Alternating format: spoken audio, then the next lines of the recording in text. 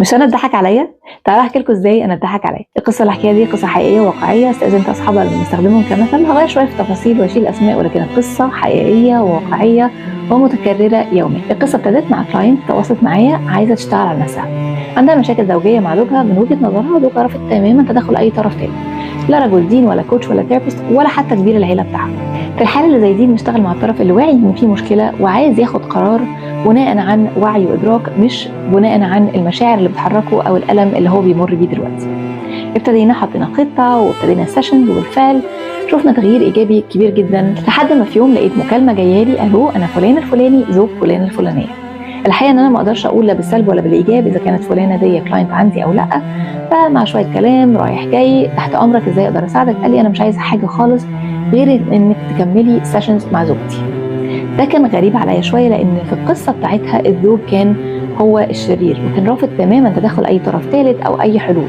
ولاني لغايه دلوقتي ما اقدرش اقول اذا كانت الكلاينت دي كلاينت عندي او لا، شجعته انه يروح يتكلم مع زوجها، ولو هي كلاينت عندي يجوا هما الاثنين يعملوا سيشن.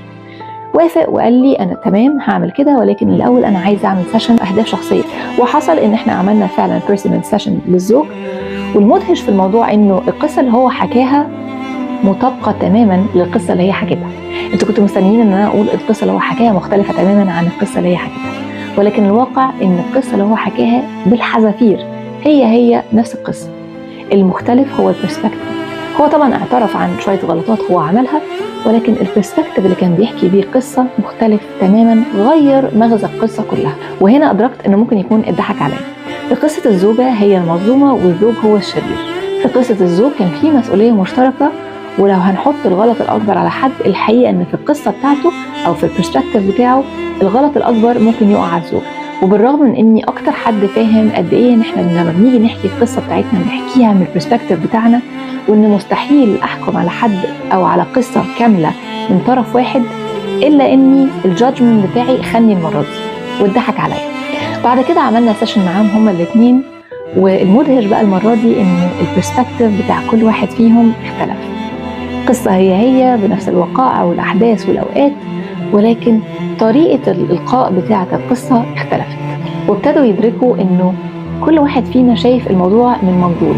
ابتدينا نشتغل على ان احنا نترجم مشاعر كل واحد فيهم. كل واحد فيهم بيتكلم لغه التاني مش فاهمها، كل واحد فيهم لابس نظاره وبيترجم الامور والواقع من منظور مختلف تماما عن التاني.